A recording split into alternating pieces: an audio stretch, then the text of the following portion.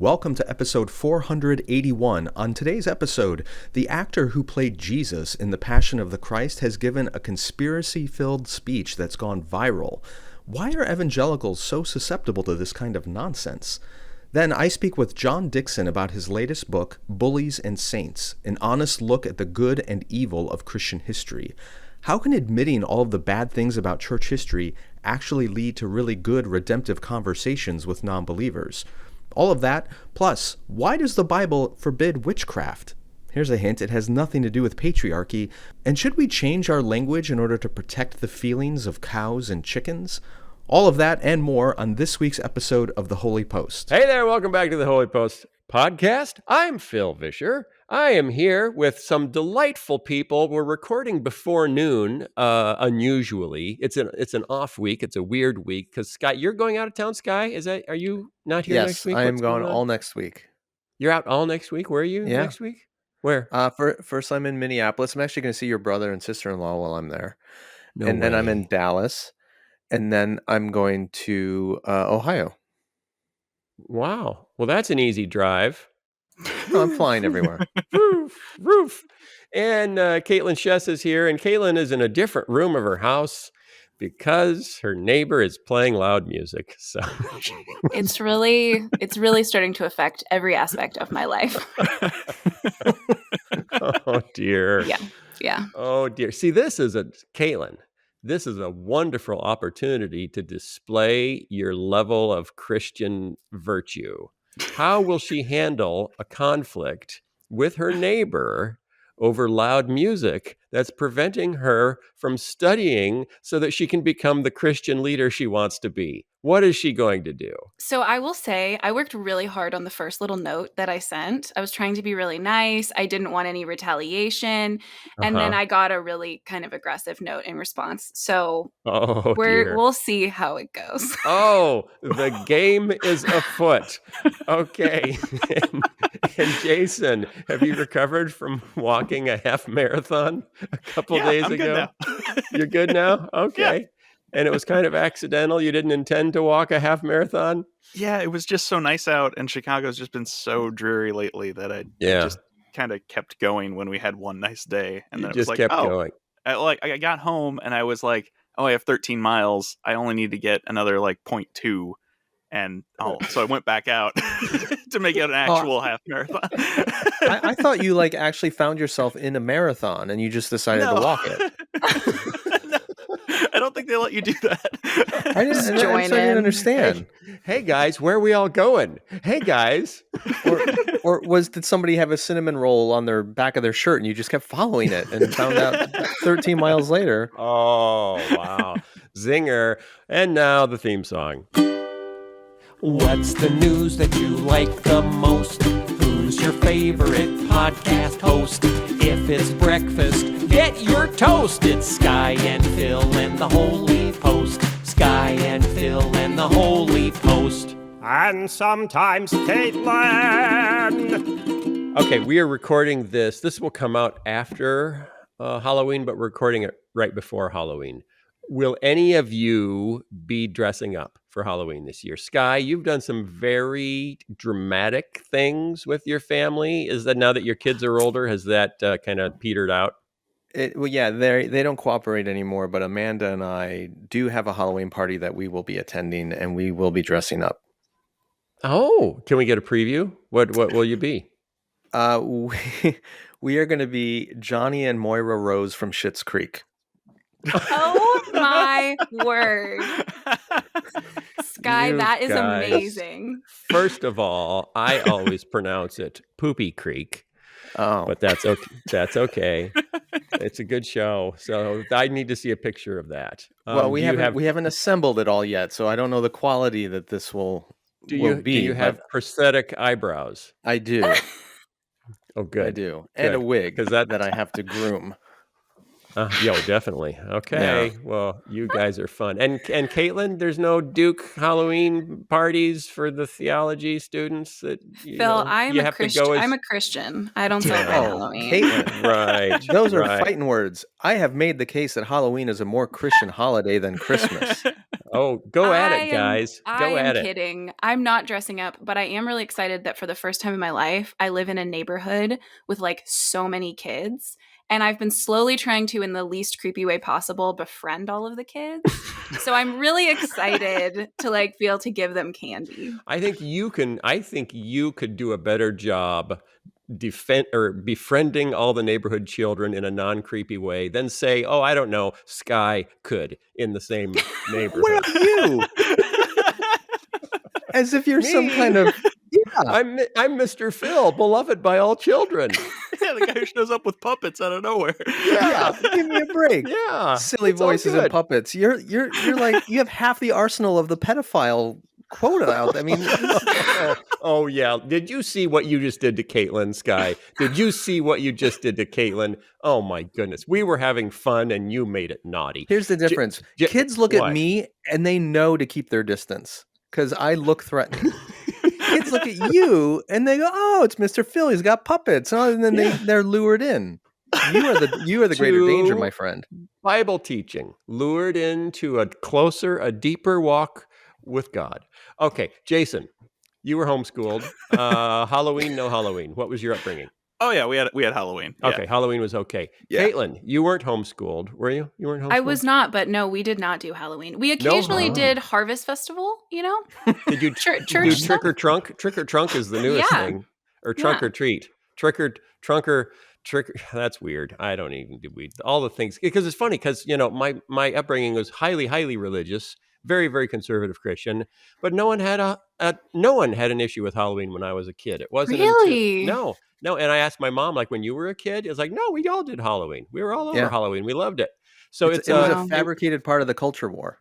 It was an 80s movement to, demonize Halloween. It's ridiculous. We just dressed up as Bible characters and went to church. You're kidding. No. What? Did you go as Samson? I want to see little Caitlin Chess as Samson. No cross-dressing. No. Oh no, yeah, that would not have been okay. No? That would not have been okay. No Halloween and no cross-dressing? Well, strict rules. Now that you're at Duke, you must be cutting loose. You must be trick-or-treating, cross-dressing, listening to loud music against your will from your neighbors. Oh my gosh. Okay. Can I get to some stories? Skye, you're sitting so far back in the picture, and it's so fuzzy because of your bad internet on my connection that you just look like Voldemort in the distance. That's all I can. Okay, I'm scooting up. I have a boom arm for my mic, so I can sit back far and relax. I know. Well, I wouldn't want you. The boom arm is bigger than your head. It's just all perspective. It's okay, fine. Can we talk about animal rights? I feel like it's important on Halloween to talk about animal rights. PETA, People for the Ethical Treatment of Animals, have urged. Okay, I'm not opposed to animal rights. I think we should treat animals well. You know, I try to treat all my animals well. You know, even the ones I eat. You know, I try to treat them well. PETA urges the Major League Baseball folks to change the term bullpen over insensitivity to cows. You're kidding. Come on. No. There are enough real problems in the world. PETA is asking Major League Baseball to stop using the term bullpen to describe the area where pitchers warm up. And instead, PETA, and this is true, they said you could use a different term like this. Instead, use the term arm barn. Arm barn. That's hard to say. Arm barn. Words matter, and baseball bullpens devalue talented players and mock the misery of sensitive animals. PETA Executive Vice President Tracy Riemann says in the release. Yes? If they think animals deserve equal rights and treatment as humans, then how is calling a pitcher a bull or a bullpen demeaning to the pitcher? That would have to require the bull to be less valuable than the person. Hey, don't bring logic to a knife fight, okay? Not a good idea.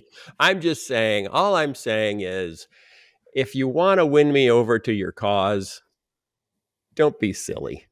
Pick your battles. That's surprising, honestly. Don't be silly. would have thought that would work. Caitlin. What harm is being caused to bulls? They're on a movement to change all the language. I don't know if you've seen their release that is like, this is a term we use, like you're chicken. That's demeaning to chickens to use it as a pejorative for people. So say, don't say scaredy cat either. Oh, come on. You're kidding. No. Oh, I'm sorry, Skye. I didn't realize you weren't up to speed on the language of animal rights. But anyway, that's. I'm on board with not using... Are you still here? Yeah, I'm here. No, you're still on this. You're not I'm still on this. Go. Like this is why a lot of people think the extreme left end of the spectrum is absolutely bonkers. Yeah. Because it's one thing to say we shouldn't use racially or ethnically stereotyped language in derogatory ways. I'm on board with that. I get that. That makes total sense. But when you go to the place of we need to protect the feelings of chickens, and we're not talking about humane treatment of these animals, we're talking about their emotions. Yeah. We've completely lost any grounding in reality. Uh-huh. Mm-hmm. Sure. Well, it just seems like misplaced energy. You have actual animal rights issues that they should be caring about when it comes to conditions that animals are treated in factory farms and all that kind of stuff. I don't know that they are undermining their own cause by being this stupid. But saying bullpen over and over again just makes you more comfortable with the devaluing of animals. Bullpen. Oh, I don't think it does. Like dugout. Dugout makes you more comfortable with the devaluing of miners who do all the digging. This could never end. So bat, pick up that bat that you devalue the animal, the bats. So now what do we have to call them? Baseball sticks? Ball sticks. There's some other problems there. Okay, can I move on, Skye? Yeah, that just really bothered me, that one. Yeah, I'm sorry, I didn't realize that. I didn't realize. I finally found. I really struck a nerve with Skye Jitani. Good to know. Good to know. In honor of Halloween, which again is 2 days as we're recording this, or 2 days in the mirror as you're listening to this, some Jewitches are embracing both Judaism and witchcraft. Have you heard the term Jewwitch? I think I stumbled across this headline somewhere. Yeah. Rabbis and witches alike are bringing together magic, often called witchcraft, and Jewish ritual. This was in a religion news service. Alicia Jo Rabbins identifies as a Jewish artist and educator who incorporates elements of witchcraft into her practice of Judaism, an increasingly common, if controversial, combination. The ways in which these two seemingly distinct practices merge is often highly personal, depending on heritage, education, and spiritual calling. Rabin says, the kind of witchcraft that I practice draws on my training in Jewish ritual. I don't see it as opposed to Judaism, but as building on it. So we can build on Judaism with witchcraft. The more she studies and practices Judaism, she said, the more she also feels the pull of witchcraft or Jewish folk magic. My relationship to Judaism is kind of like classically trained. And then with witchcraft, it feels more like I'm just kind of intuiting. She admits the practice seems contradictory, considering that at several points the Torah specifically forbids witchcraft. Hey, what are you going to do? She interprets these passages as prohibitions against negative practices. So it's like Narnia. Don't be a bad witch. Don't be a bad witch. Be a good witch. Be a witch for good. How would that have gone over in your childhood home, Caitlin? That's the exact description of what we were afraid of. Yeah, that's. No one send that article to my mother. But no, it's a good thing she doesn't listen to the podcast, right? When you're on it. Okay. Oh dear. And they link this, and they're talking to a rabbi, a female rabbi named Jill Hammer, who says that it's linked to patriarchy and hierarchy, that some women's spirituality practices made men uncomfortable, so they labeled them witchcraft. The difference between Jewish ritual, she says, and witchcraft is mostly political. If you're part of the hierarchy, it's called ritual, it's called prayer, it's called ceremony. And if you're doing something outside of the hierarchy, then that's called magic or sorcery or witchcraft. I have to call BS there. Sorry. It's called BS, which I think is disrespectful to bulls. So You're they're right. sensitive animals, and Sorry. you're using their excrement as a pejorative. I am. I'm guilty. Go to the bullpen. Go to the bullpen. Okay. What should we call it instead of BS? How about poo guano? That's insulting to bats. Disrespectful to bats. Okay. But, okay. The prohibitions against sorcery, witchcraft, divination, all those kinds of practices in the Old Testament are not linked to gender in any way. How many male witches are listed in the Old Testament? But it's not just witches. There's the Witch of Endor, which is woman. But that I don't even know if that's translated well. I don't know what the actual Hebrew word is there, and if it's feminine specific. But there were diviners in most pagan religions surrounding Israel, and most of those were probably men. So you don't know that. Well, I do know that because the priests in most of these ancient cultures, whether Egypt or Mesopotamia, were men, and they were the ones who practiced those divinations and reading the entrails of animals and all that kind of stuff were priestly activities done in pagan temples, and in most cases those priests were men. So there's nothing there that links these prohibitions to women. It's anyone who does these things, and the reason they're prohibited isn't because they're outside the hierarchy of the Jewish, system of sacrifices and practices. It's because they were designed to be controlling and manipulative of God rather than trusting him for his promises and outcomes. So any practice that seeks to gain control over God is what was prohibited. The practices that Israel did do were not meant to control God. They were meant as expressions of worship to God and expressions of trust in his guidance and leadership and authority over them. So the entire explanation is it's BS. Sorry. Well, that makes it sound like you would also be against the prosperity gospel. Yeah, I am. That's and exactly for the same reasons that I would argue that a lot of the practices within prosperity gospel congregations are essentially witchcraft and divination. That's why they're wrong. So you're saying Joel Osteen is a witch? Is that what you're saying, Skye? No, I'm saying that I haven't studied Joel Osteen's theology lately, but those who are full advocates of prosperity gospel messaging are not only presenting a false gospel, they are presenting essentially divination and witchcraft. Yes.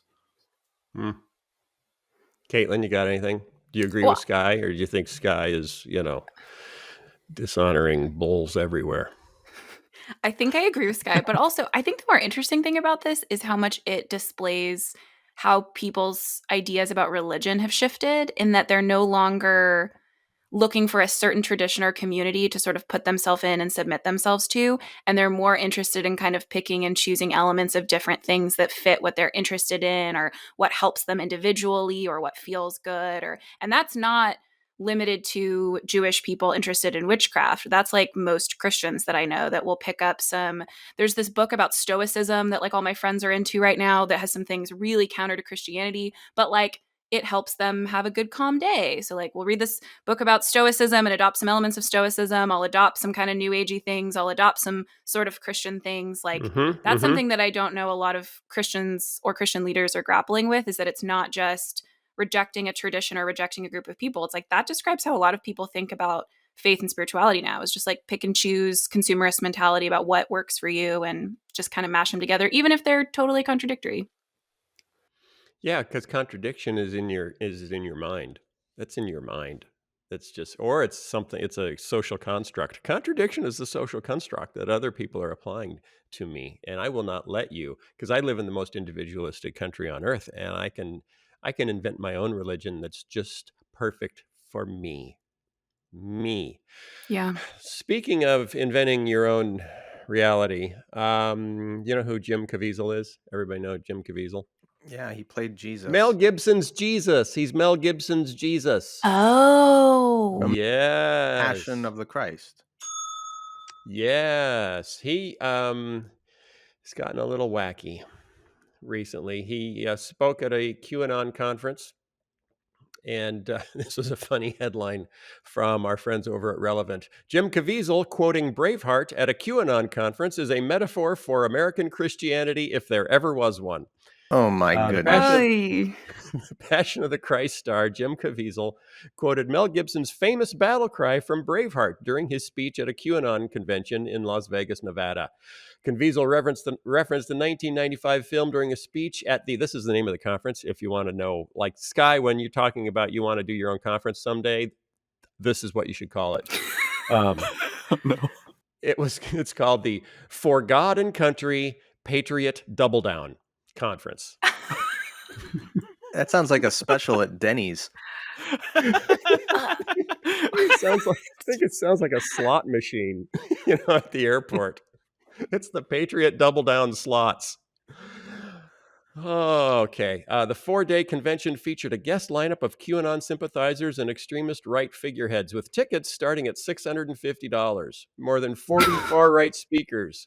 But Jim Caviezel, a.k.a. Jesus, gave them most viral speech. Caviezel repeated William Wallace's famous battle cry given to Scottish soldiers ahead of their do-or-die battle against the English. Fight and you may die. Run and you'll live at least a while, Caviezel quoted. And dying in your beds many years from now, would you have been willing to trade all the days from this day to that for one chance, just one chance to come back here and tell our enemies that you can take our lives, but you can never take our freedom? And then he turned around and mooned the audience. Caviezel then added his own spin to the speech, saying, "We must fight for that authentic freedom and live, my friends. By God, we must live. And with the Holy Spirit as your shield and Christ as your sword, may you join Saint Michael and all the other angels in defending God and sending Lucifer and his henchmen straight back to hell where they belong." And the crowd went wild. Okay, then. The viral moment is just one part of his nearly 20-minute-long speech. The rest of his talk focused on child trafficking, particularly the QAnon belief in a satanic cannibalistic cabal made up of celebrities, Democrat politicians, and government officials who are all involved in a global sex child trafficking ring. Earlier, he stated his beliefs that a chemical compound called adrenochrome is being harvested from trafficked children. He spoke at the Health and Freedom Conference, which ended with a COVID-19 mask burning ceremony. Wow. Anyone want to touch that? It's quite a sequel. That just sounds like a mashup of every possible word you could use. Like any grievance, any problem, any evangelical buzz, just smash it all into one thing. You're right, Caitlin. It sounds like an AI bot just composed. Yes. Took all the cliches and words and composed a speech for Jim Caviezel. And actually, maybe he was AI also. It's just, let's create a Jesus-like pop figure that can deliver this message. It's the parody. The parallels with parody are just kind of ridiculous now. Here's a question. Okay, we had a lot of news about Facebook and the big Facebook leak that told us just how bad it actually is and how crazy it is. One of the things that came out of that was that 90% of the top Christian Facebook pages were actually fake and run by Eastern European troll farms. In fact, of the top 20 Christian Facebook pages, the only one that was real was Guidepost Magazine, and every other one was a fake from Eastern Europe. If you think about how much Christians on Facebook have been affected by false information, we know now that was like intentionally false, just it was coming out of Eastern Europe by people that, in the words of the leaker at Facebook, by people who have never set foot in a church. Is Jim Caviezel's rant, maybe it is kind of the collection of all of this, debris that's been spewed out by various troll farms on Facebook, and then it picks up, these little nuggets of ridiculousness that then pick up snow as they roll downhill and get bigger and bigger. And Jim Caviezel has assembled a snowman of BS without even knowing it. How's that? I pulled it all together. Even the BS part. I think we should call it TS. Meaning? Troll. We can't insult mythical creatures, right? So we'll call it right. troll droppings. We don't want to hurt the feelings of the bulls. Yeah. Caitlin, what do you think? Caitlin, am I onto something? Caitlin, was Jim Caviezel under the control of Eastern European troll farms? That, when you say it like that, I don't like that. That sounds a little intense. That sounds like another conspiracy theory. But I do think there's something really some grappling that really needs to happen with Christians, not just about why so many Christians have been influenced by elements of the QAnon theory, but why we're so susceptible to it uniquely. Like, there have been studies that have shown that there have been times in the past when across the political spectrum, people have been pretty equally susceptible to conspiracy theories, just different ones. But increasingly, it's more right-wing Republican people that are susceptible to conspiracy theories, and Christians in particular, evangelical Christians. So there's something really wrong when not only are, for whatever reason, we're really easily susceptible to those things, but then we're really easily drummed up by hearing a speech that just throws random words together and put that. You should be the kind of people every week you're hearing a sermon. You should be formed in the kind of way to evaluate when people are speaking, to look at things from a certain perspective. The fact that a bunch of Christians hear a bunch of gibberish and get frothing at the mouth is really concerning. Yeah. We've talked about this before, and I've written a little bit about it, but I think part of the explanation to your question, Caitlin, is that at least since the 1970s, an awful lot of popular evangelical theology itself has been conspiracy theories. A lot of our eschatology, our view of the end times, has been rooted in conspiracy theory. The late great planet Earth, the belief that the Soviet Union or Mikhail Gorbachev was the beast, and all these different theories and books that have been published. There's this whole cottage industry of people trying to explain every news headline and event, whether it was the Iraq invasion in 91 or later the Gulf War or Saddam Hussein. I mean, everything that comes down the pipe, we're trying to fit it into some puzzle that explains the book of Revelation or Daniel or whatever it is. And it's still going on to this day. So for decades, the white evangelical subculture has been primed to look at everything through the lens of conspiracy theory. And then you add the internet into that, and you add social media into that, and here we are. So I think this is the fruit of decades of preparation that has trained us to think this way. And I think that's why the church, especially white evangelicals, are far more susceptible to this kind of stuff than other Americans. So what do we do? What do we do about it, guys? What do we do about it? Because it also, it's the Cold War. Also, we're in an existential battle between good and evil. Because we framed the Cold War as a battle between good and evil, and then, the Soviet Union fell apart. We've been looking for, the Antichrist ever since. It's like, oh, it's okay. We lost our big enemy. So the enemy is, it's within us. The enemy is in the house. It's, it's Democrats, or it's liberals, or it's feminists, or it's, the LGBTQ community, or it's, it's Hillary Clinton in a pizza parlor that doesn't have a basement, but we're sure it does. And it's full of children. It's like, we got so excited by the Left Behind books that we just want to see it start. So we keep starting it. We just keep starting the end times, because we can't wait to get there. Well, and the problem with all this, I mean, there's many problems with all this, but one of them is if you genuinely believe, for example, that the Democrats are Satan-worshiping, child-killing cannibals, how do you ever justify cooperating with them on anything? Right. You can't, right? And so as this mindset spreads, it creates the groundwork for not just, as David French and I talked about in the last French Friday, not just for the dissolution of our union, but perhaps civil war. I mean, that's why that guy walked into the Comet Pizza ping pong place with a gun, because he thought the Democrats were in a non-existent basement trafficking children. So Right. this threatens to tear the society apart. And at the end of the day, it's not going to be because Democrats are Satan worshiping, child trafficking monsters. It's going to be because very conservative, so-called Bible believing Christians create an environment that won't allow this country to function peacefully. And that's the irony, is the people who most identify with Christ will be the ones responsible for perhaps destroying peace in the name of Christ. And that's tragic. And it's one of the greatest deceptions that our enemy could ever pull on us, is making us believe we're the right ones and we are doing everything wrong. Oh my. Well, that's kind of a downer. Caitlin, help us out. Cheer me back up.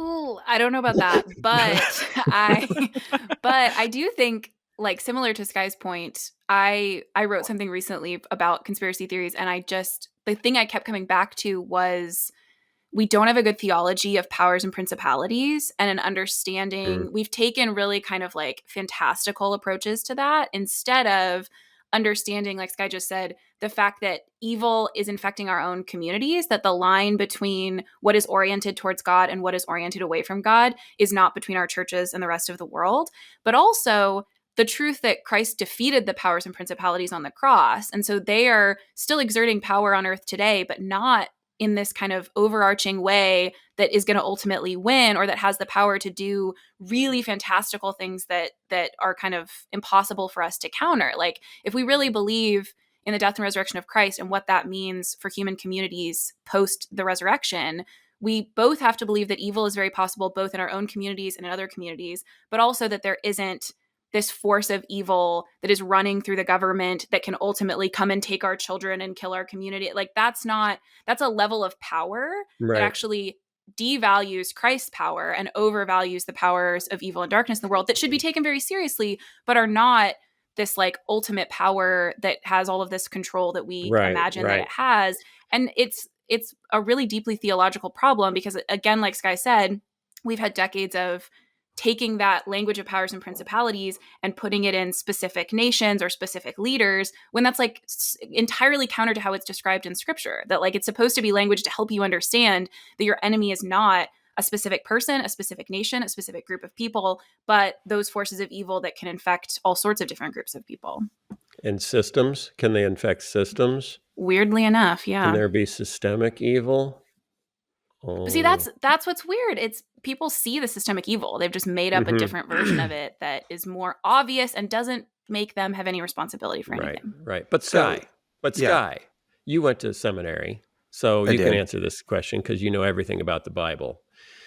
The book of Daniel, the angel is delayed getting to Daniel because he has to fight his way through the prince of Egypt or something, the power and principality. And I've heard that passage used like, I was delayed in coming to you because I had to do battle. And it was so hard to fight these bad guys that I had to pull in some other angels to help me get through. But now I'm through. That's why I was delayed. And so that's, Frank Peretti's This Present Darkness. That's like that, that passage inspired a whole couple of decades of Christian fan fiction of spiritual warfare. What did we get wrong?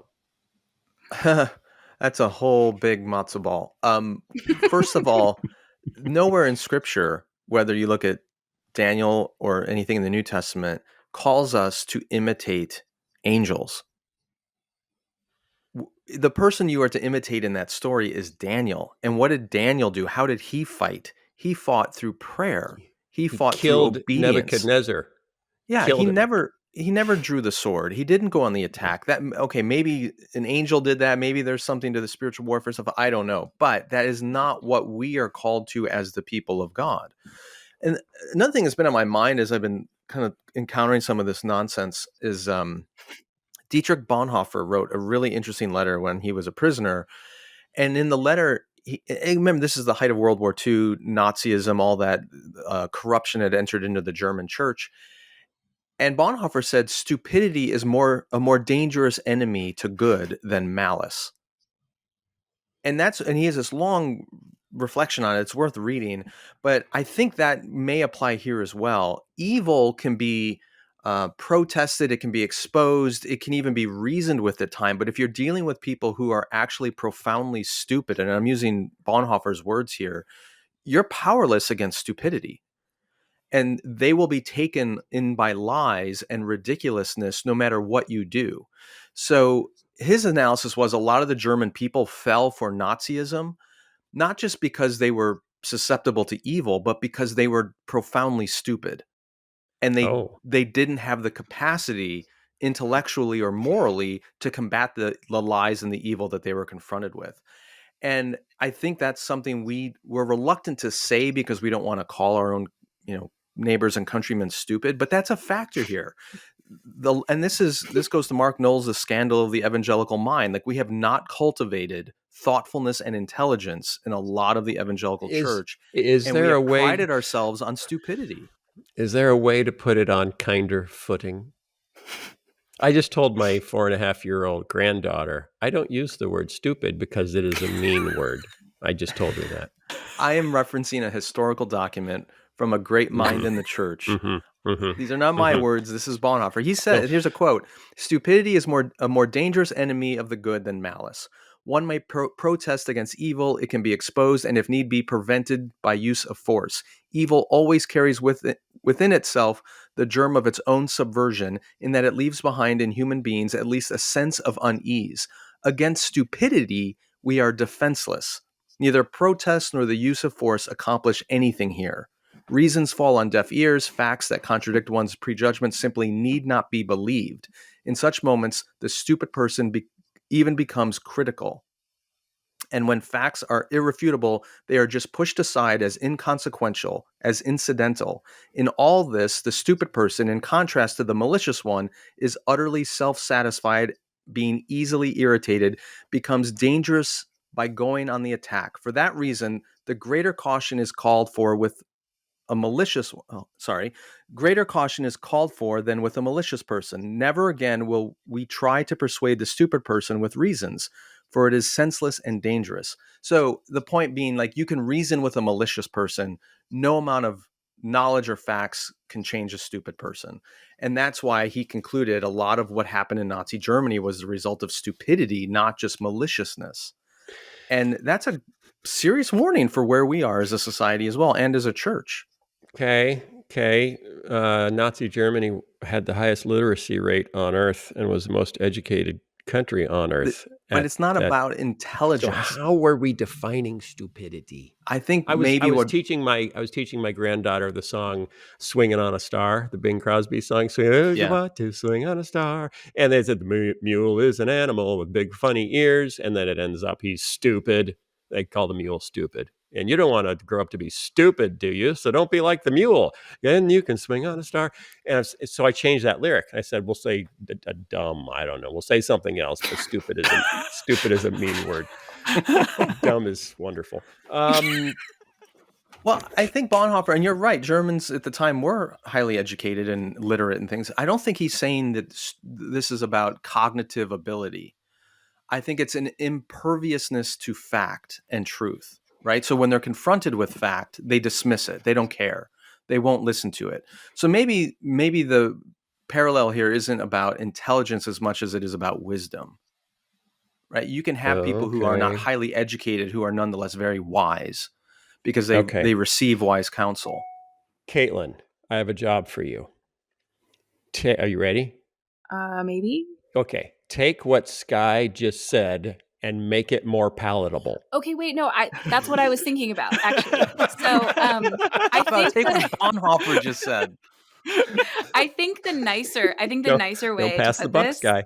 Okay. I think the nicer way to put this, and truly, like, I'm not kidding, is that what I have, it also describes what I have seen in churches, which is that my assumption about people who have been caught up in QAnon, or people who were huge Trump supporters, or who said terrible things, were malicious. Like, they hate other people. And I do think who we hate and fear, like, there are real impulses in people's hearts as fallen people to do that.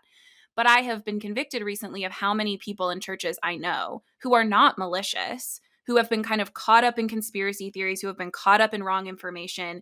And I wouldn't call them stupid, but I would say they haven't had a good training in critical thinking skills. They're not questioning certain sources. And they have people that they're just more prone to believe, right? So the guy who looks like Jesus from the Passion is gonna, He was like, Jesus. you know, He we're didn't not look saying like that. Jesus. He We're not gonna was say that. Jesus. He actually didn't even look like he died on the actual cross Jesus. for my sins. I saw it happen.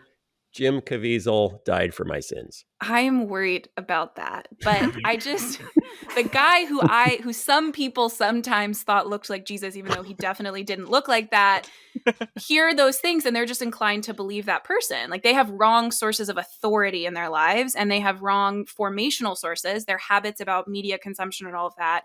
And it is, I think, better if I'm trying to really actually change someone's mind, or I'm trying to actually make a change in a specific church or in the church at large, I will get there more easily and more faithfully, I think, if I'm looking to address those kinds of things instead of just going, all of those people are horrible, or they're so stupid that I can't reason with them, instead of recognizing, no, there are faults there, there are problems there, but those are actually, they could have really good intentions, and good intentions are not enough. But my recognizing that there might not just be pure malice there could actually be better for my community than thinking that there is. And it's so easy to think that that's all there is. Skye.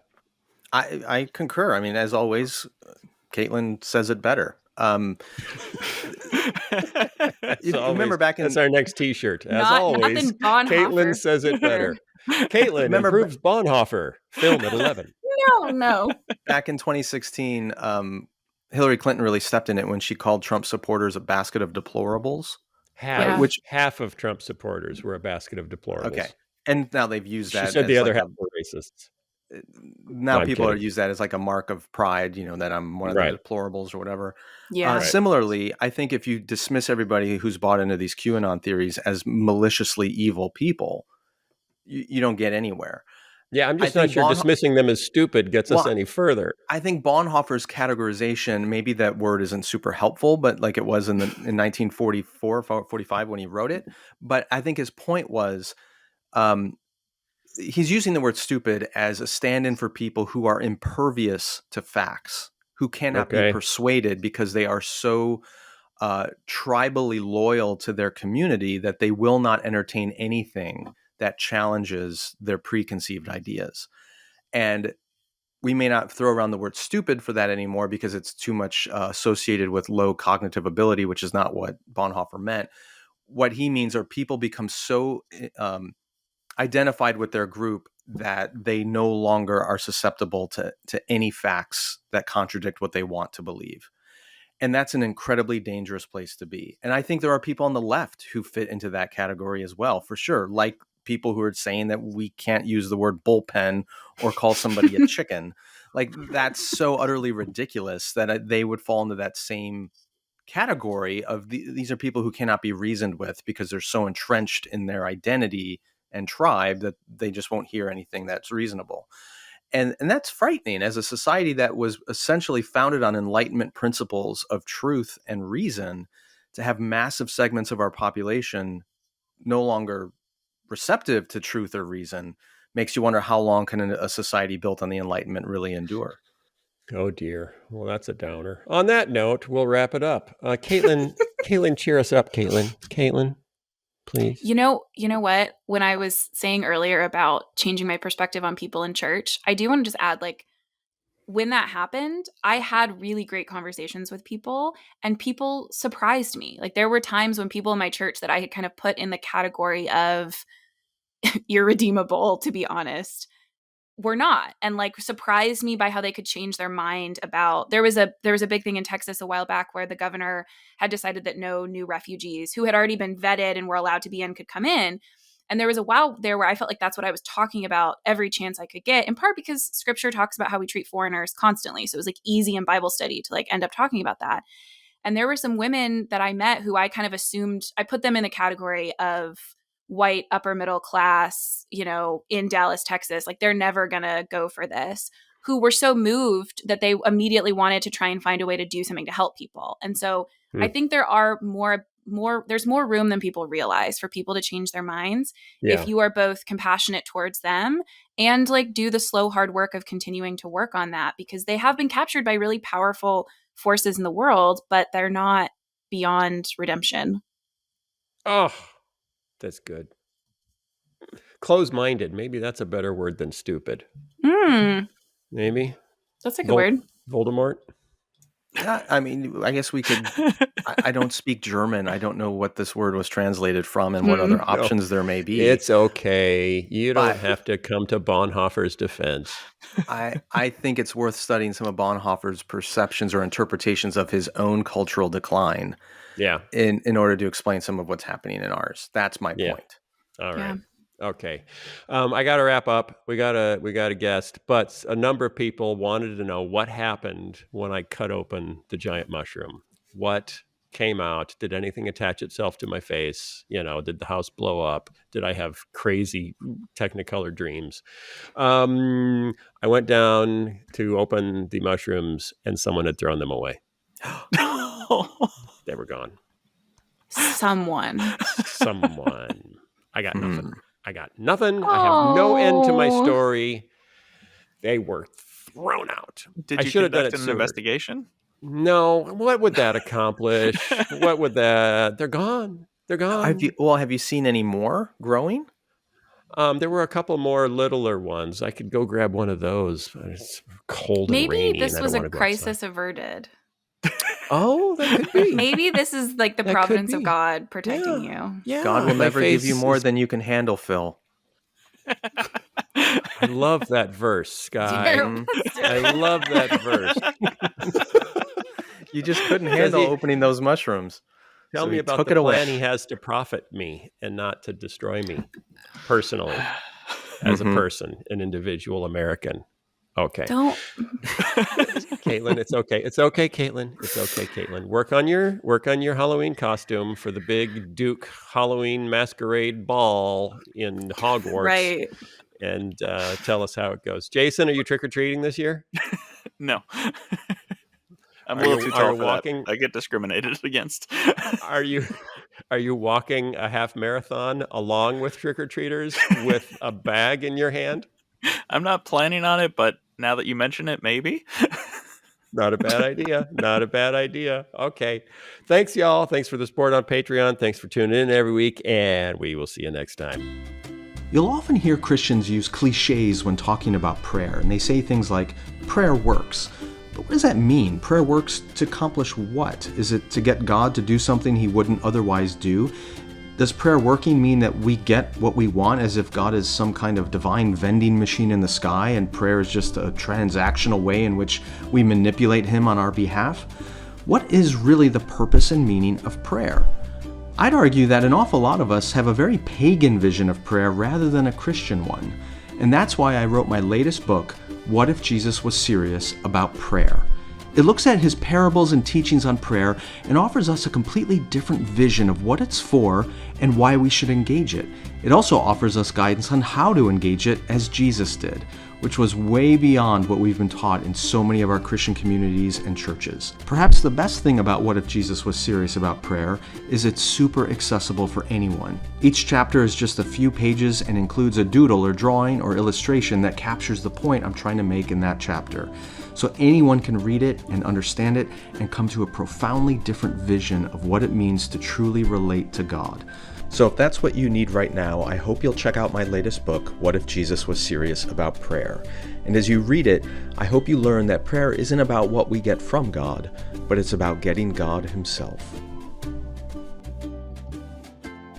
Jesus commanded us to remove the plank from our own eye and not just fixate on the speck in our brother's.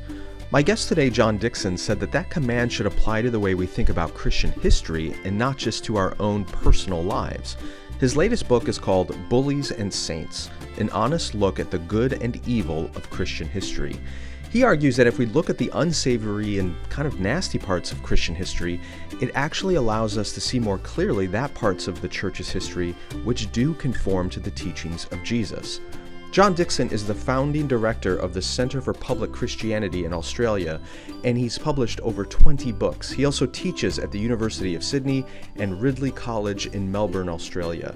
What I appreciate about John Dickson's approach is he's very committed to defending Christianity in the public square, but he insists on doing it on a platform of honesty and truth, rather than just by highlighting everything we like about Christian history and denying everything we don't.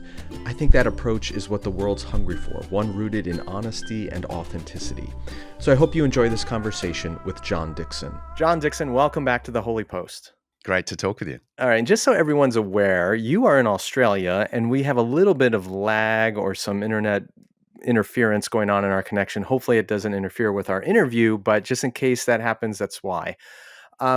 You've been on a number of times, but your latest book is about church history, and I don't think we've ever talked about that topic before. Why church history? Yeah, I mean, history is my thing, and so I have increasingly felt that people feel that church history is really just one great long disaster, one great raping and pillaging. And so I have, for the last decade, really turned my attention to what did Christians really get up to in the beginning, in the so-called Dark Ages, right through to the Crusades and the Inquisitions, and through to today. And, so I just tried to give an honest account of that history, mainly for the person who thinks Christianity has really just poisoned everything. Yeah, early on in the book, you mentioned the debate that you conducted, was it 2008 in Sydney, which mirrors some other debates that I've heard about in the UK and elsewhere. Can you talk a little bit about that and sort of the wake-up call that was for you? Yeah, so it was quite a well-publicized debate, and it was broadcast on our national broadcaster, like your NPR. So our ABC broadcast it, and the topic was we'd be better off without religion. And I was on the side of saying, no, no, no. So there were three debaters on my side, on the negative, and three on the other. And I was involved behind the scenes. I wasn't, one of the three public debaters. Though I did get an opportunity, to say something to the audience. And the overwhelming majority of this 2,000 people in attendance thought we'd be better off without religion. And they took a poll at the end after the debate, and still overwhelmingly people thought we'd be better off. And the question I got to ask everyone on the night, which had no influence on anything, obviously, was, think of the one sort of genuinely religious person in your life, and ask yourself, would the world be a better place with or without their faith? Because it's so easy to make a judgment about these things based on the grand sweep of the institution, and miss that the little church on the corner of your suburb is bumbling away trying to do good, setting up soup kitchens and trying to serve the local community in a way that doesn't look anything like the Inquisitions. But I think I came away from the night thinking it doesn't matter how many small examples on the corner you have of local churches actually looking like Christ.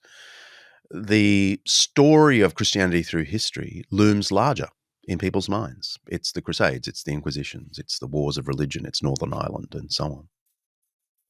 Right. So the perception is that wonderful, kind Christian I know is sort of the exception, not the rule. And the rule is genocide and crusade and bigotry and injustice. Pardon my dog. So right now, at least in the United States, we tend to be very tribal, both politically, culturally, and religiously. And there's a tendency to only highlight the very best things about our own tribe and emphasize the very worst things about everyone else. In your book, though, you do this very uncomfortable exploration of some of the really nasty skeletons in Christendom's closet and the less savory elements of our history. Why did you think it was important, both for believers and non-believers, for you to highlight all those unsavory parts of Christian history? Yes, and I was worried when I did that, that my own, tribe, as it were, would think I was letting the team down. You don't air your dirty laundry out in public.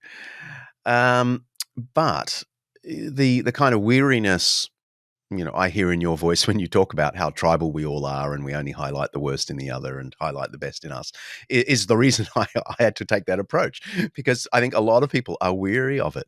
The extremes, well, it's hard to communicate to the extremes under any circumstances. But I think a lot of people are just watching on going, yeah, I don't know what to make of it all. And I want to speak to them. I doubt I'm going to convince any hardened skeptics, who are absolutely committed to the idea that religion poisons everything. I'm not going to convince them, and nor am I going to convince the, hardened believer who thinks Christianity has basically only ever done good, and anything anyone did bad, well, they weren't real Christians. So I'm not writing for them, as much as I love them too. I'm writing for the vast middle, who don't know what to make of it. And I felt the only way to offer a compelling argument ultimately about the goodness of Christianity, which is something I'm committed to, is to be super honest about the terrible things, and not just the big things like crusades and inquisitions. The 4th century riots that ended in the murder of a great female philosopher. The pulling down of temples. The ban on pagan worship in the 5th century. The anti-Semitism that grew, and much besides. I think people need to know that. They have a hunch that it's out there, that terrible evidence. And I just felt, since Jesus said, take the plank out of your eye, then you'll see clearly, it's valid for a Christian to say, hey, we've got this plank and this plank and this plank and this plank. And only then to set in context the beautiful things Christians have also done through history, and ask the reader the question constantly, which is truer to the founder? Raping and pillaging, destroying things, is that what Jesus taught? Or building hospitals and charities and education for all? Is that more like what the master proposed? And I reckon any honest person who's sitting in the middle can tell when someone's raping and pillaging, they are not following the one who gave his life on a cross. But when they're starting hospitals and serving others, they probably are. So that brings up the question of how, when studying Christian history, do you avoid the only true Scotsman fallacy, right? Where everybody who's doing something admirable, we claim as part of our Christian tribe, and everybody who's doing something terrible in the name of Christ, we disassociate with, and that way it sort of protects us from having to take ownership for those terrible parts of Christian history. Other groups do that as well. How, as you were going through the process of writing this book, did you come to identify or not identify with various parts of Christian history? Yeah, well, the no true Scotsman fallacy would be to say, oh, we don't include the Crusades because, that was the Catholics or something, or, they weren't real Christians. And that's precisely not what I'm doing. In a way, my book is a protest against the fallacy of the no true Scotsman, because I include it all as the Christian church. I'm simply asking the reader to apply their own sense of what Jesus taught, to ask the question, what is Christianity's unique contribution to history? And I don't think anyone can honestly say warfare or torture, because these things were doing just fine in Greece and Rome before the Christians came along. You didn't need to teach the Greeks or the Romans or the Babylonians or the Egyptians how to start a war. So there's no way, that is a unique contribution of Christianity. Christians did it. And so therefore I'm not saying Christians didn't do it. They did. But the question is, when they're doing that, are they following their faith, or are they just participating in all that is common to humanity? I don't think the answer is obvious. But when they're starting hospitals, though, these were unique. These were not in Greece and Rome.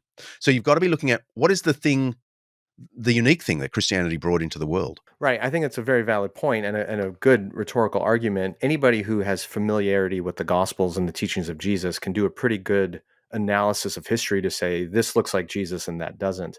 How then do you explain the fact that so many who do claim Christian identity, who claim the authority of Jesus in the church, do such terrible things that are completely out of conformity with what he taught. What's the explanation for that?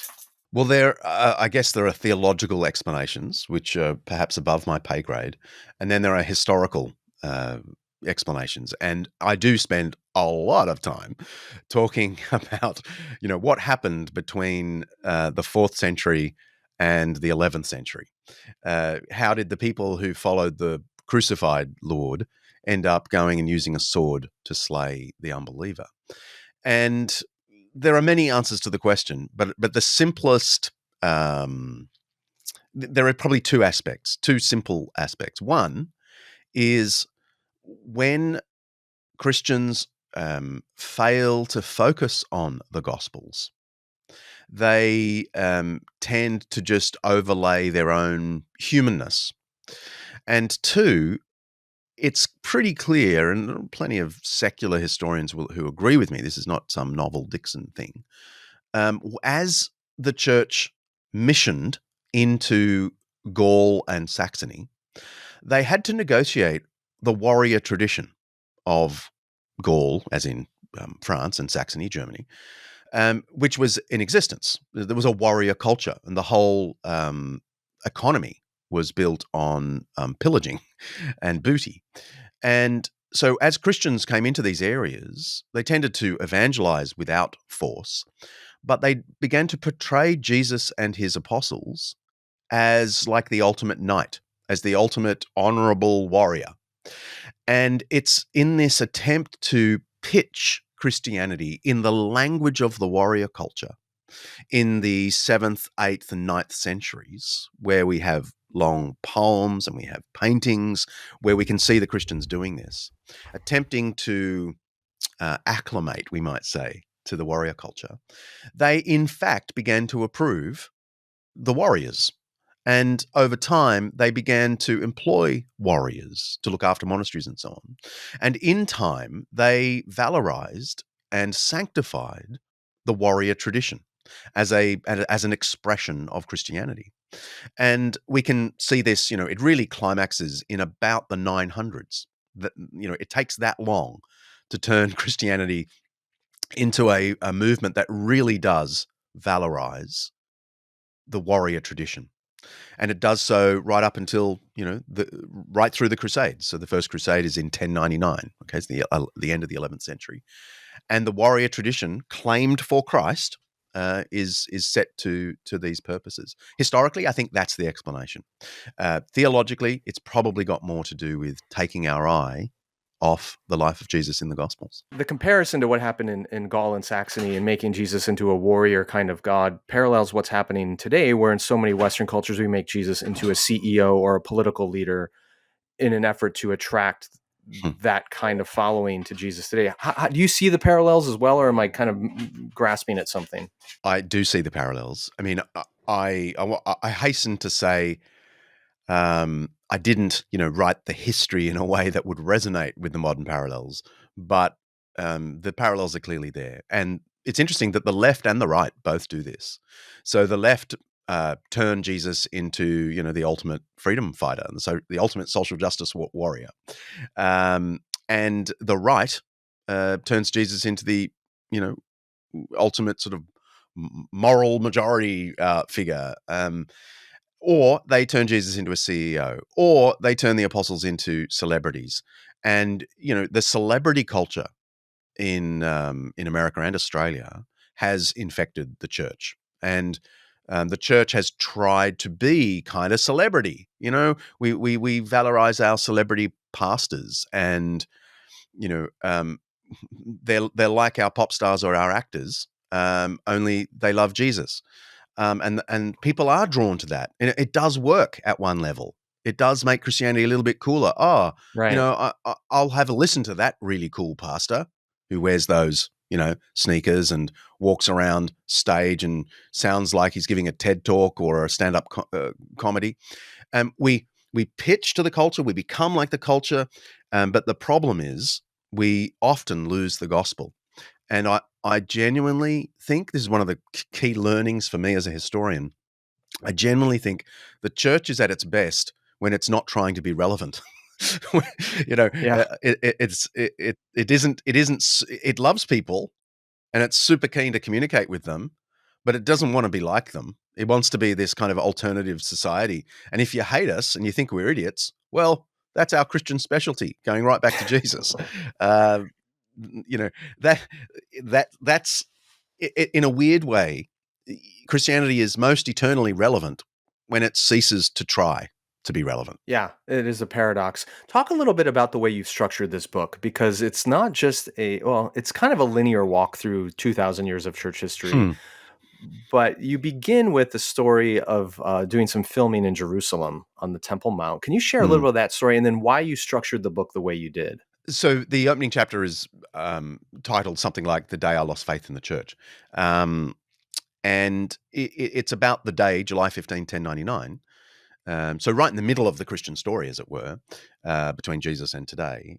And it's when the Crusaders eventually arrived at Jerusalem and took Jerusalem by storm. About 10,000 European soldiers stormed the city and walked through the streets, ran through the streets, and slaughtered everyone, women and children, Jews, Muslims, went up to the Haram al-Sharif, where the Golden Dome and the Al-Aqsa Mosque are. And that's where many Muslims were hiding, thousands. And we have this from Christian sources, so it's not like an anti-Christian source. And they slaughtered everyone, disobeying all of the rules of just war, which they had proclaimed for centuries. And then the next day held a church service. Now, a few years ago, I had to film some scenes about the Crusades, and so I stood outside the Al-Aqsa Mosque, right there on the platform, in the very spot where it happened. And as I spoke this story to camera, my Muslim guide was standing just to the right of camera, and she had a tear in her eye as I told the story. And it wasn't really the moment I lost faith in the church, but I had to say sorry to her, even though she wasn't there, none of her relatives were there, I wasn't there, I wouldn't have done it, I like to think. But it just felt like, emotionally anyway, it felt right to say sorry. And she was beautiful about it, actually. No, it's fine, she said. So here's the thing. I start there because it's shocking. The Crusades are, the ultimate, example people raise when they say religion starts wars. And it's the midway point of the Christian story. So after that chapter, I do a brief history of the Crusades. I do a rundown of the 5 Crusades. And then I wind back. I say, okay, this is how bad it got. How did it get there? So let's start at the beginning and tell the story. And so for the next, 5, 6, 7, 8 chapters, I tell the story beginning with Christ and what he demanded of his followers, then the early church and the persecution and how they responded to persecution, the conversion of Emperor Constantine and the influence that had, moved through the 4th century, looking at some of the things Christians were still doing in the 4th century, starting hospitals and so on. And then it becomes very chronological from about chapter 3. And we just sort of walk through. We meet the Crusades again just very briefly and keep on walking through to the so-called Dark Ages and Inquisitions and the modern wars of religion in Northern Ireland and even the child sexual abuse scandals of the 20th century. That's the shape of the book. And it just felt like, starting in the middle was a good place to say, hey, this is how bad it got. How did it get there? And is this really what looms largest in the story of Christianity? Yeah, I really appreciate it because you don't write as an academic in this book. It's really meant for a lay audience to engage us. And unfortunately, for so many Christians, speaking for those of us in the United States, our understanding of history basically goes from the Apostle Paul to Billy Graham. We kind of jump over, about 1900 years of history. And you do a great job of walking us through, not in excruciating detail, but appropriate levels of detail, this 2,000-year story, the good, the bad, the ugly. Right at the beginning of the book, in the introduction, you say, this is a quote, to say the church has an image problem does not quite capture it. Christianity has had 2 millennia to win the affection and confidence of the world. Yet for a large number of us today, this venerable tradition deserves neither our love nor our trust. by the time people get to the end of your book, do you expect that they will have a degree of love and trust for Christianity? I wonder if the reader's experience will be something like the author's experience. And that was an increased wariness and weariness at Christian bad behavior, and a kind of heightened sensitivity about the bullies and how easy it is for anyone, especially religiously, gifted or powerful people, to become bullies and to use their faith as cover and sort of a magic robe to give them authority.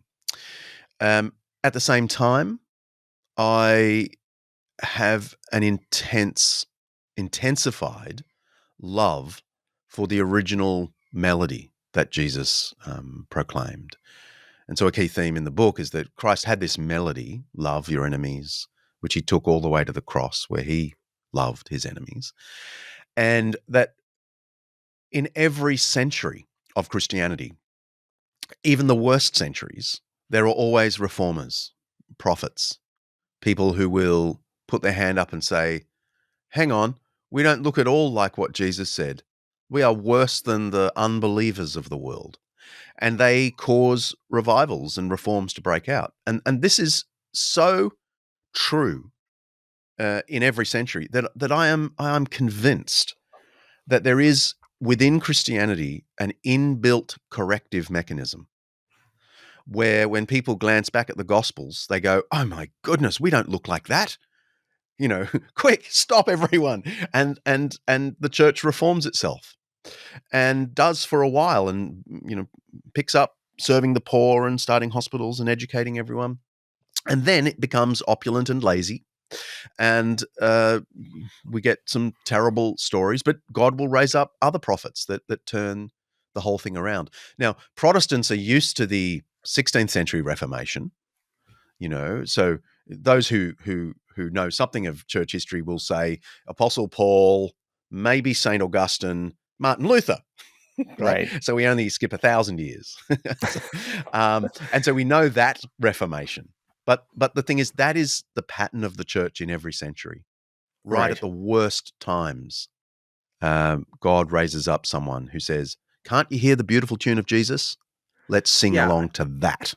I think it's important to highlight that coming from a Protestant tradition, we sometimes overlook the fact that prior to Luther, there were numerous reform movements within the Roman Catholic Church, whether we're talking about Francis of Assisi or Ignatius Loyola or others. Like, it didn't wait until the 16th century for reform and change to happen.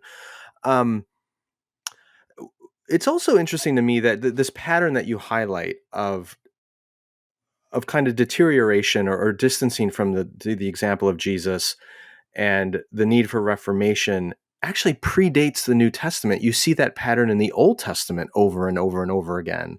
In the very earliest narratives of the patriarchs and the exiles from Egypt, of God even warning his people, you're going to get comfortable in the land, you're going to forget me, you're going to follow false gods and be unjust to one another, and I'm going to send prophets and they will correct you, and eventually I'm going to have to send you into exile. Like that pattern is seen among the people of God from the very earliest scriptures and has continued throughout history. So it's interesting to me that the Christian tradition and the Jewish tradition before it actually account for this pattern we see throughout history within its own sacred texts, which lends all that much more credibility to their truthfulness as just revealing something true about the human-divine relationship.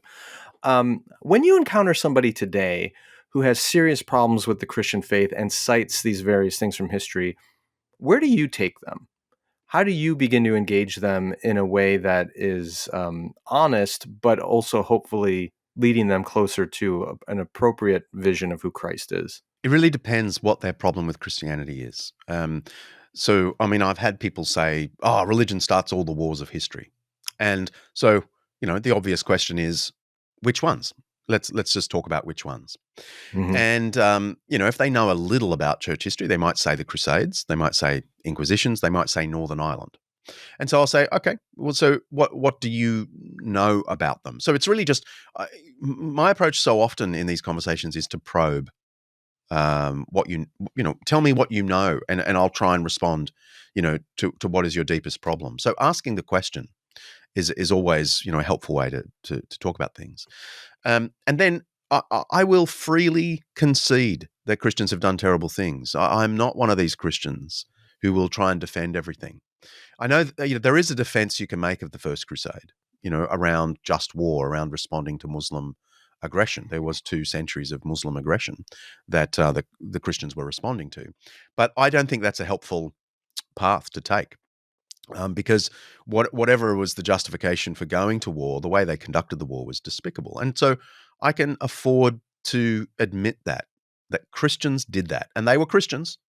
They were proclaiming Jesus. They loved Jesus. They said their prayers. They depended on him, and they did this. So I will admit that. But then I will try and turn it around and say, but do you think that's unique to Christianity? Do you think that's the thing Christianity brought the world? Because as far as I know, the Romans were pretty good at starting wars before the Christians came along. And of course, that leads us to the point that it's the human heart that's the problem. Yeah. It's not religion or irreligion. I'm not even have to introduce the violence of the First World War, the Second World War, the atheist regimes of the 20th century, the French Revolution, which in 9 months slaughtered more people than the Spanish Inquisition and the Northern Ireland convict combined. So we're left that the human heart is the problem. And hopefully my interlocutor can agree. Yeah, okay. It's not religion or irreligion. It's the human heart in possession of a passion that's unrestrained. And the thing is, I want to make the point then, okay, so what do you think is the unique thing Christianity brought? If you agree it isn't torture and warfare, will you let me tell you what I reckon is the unique stuff of Christianity? And that gives me an opportunity to talk about the hospitals and charities and the origin of human rights and education for all, things that we love today, things that we take for granted today. They did not exist in ancient Rome and Greece. They only came into the world through the Judeo-Christian view of things. And it all goes back to Jesus. This is why this history of love goes back to the gospel of love that is Jesus. Obviously, I'm on board with you. Let me play devil's advocate for a second. And if I agree with you that, yes, the human heart is the problem, that war and injustice and oppression and torture were not brought into the world by Christians, they pre-existed it. But can't you then make the case that, well, Christianity didn't exactly solve the problem either? So why should I believe that the Christian gospel and message has the power to transform hearts and solve the world's problems if the church itself looks just as broken and corrupt as any other human system?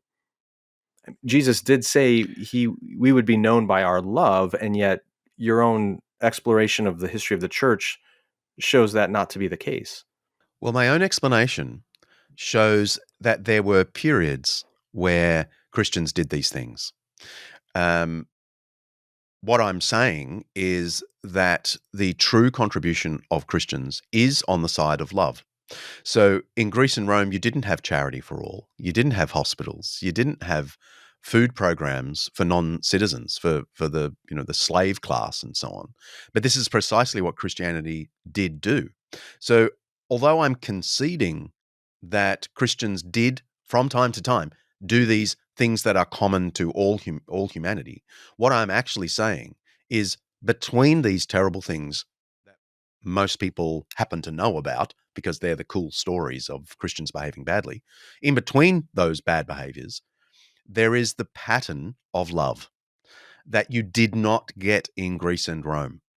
So although we might lament that the Christian faith is powerless to transform everyone all the time, agreed, it does have a power to lift people, to reform people, to lead people to admit their wrongdoing and to commit to the way of love in a way that did not happen in Greece and Rome. That is the key point. Regarding the future, there are some in the West who are arguing that as Christianity declines, we don't really need it to have a moral and just society, that all these things you talked about, like human rights, universal education, healthcare, hospitals, justice, all these things which we credit Christianity with introducing into society, we no longer need Christianity to maintain those values, that we can essentially have the values of the kingdom of God without the king himself. This is Christopher Hitchens, who you cite in the book, and others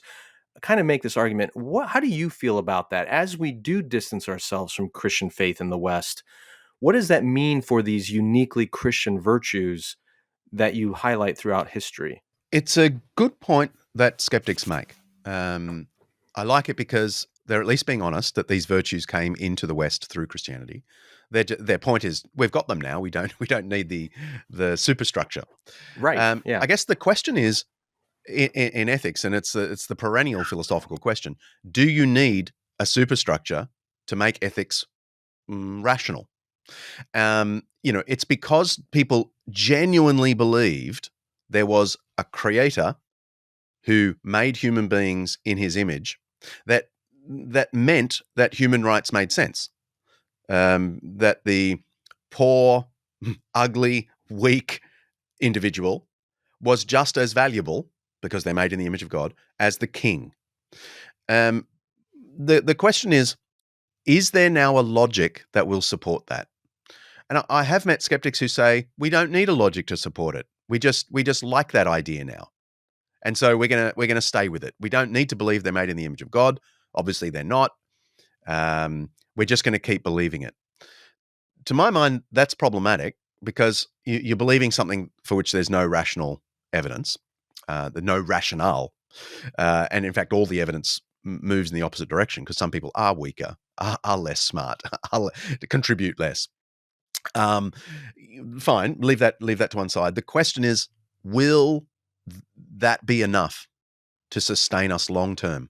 Once Christianity is forgotten, assuming it's forgotten, personally I don't think it will be. Once it's forgotten, will it be enough? And I think we can raise a question mark about that, and I wouldn't be the only one. People like Tom Holland. Tom Holland is a really well-known, probably the best-selling historian in the world today, has made a point in his book Dominion that Christianity basically gave us all of our virtues of humility and compassion and human rights. He's not a Christian.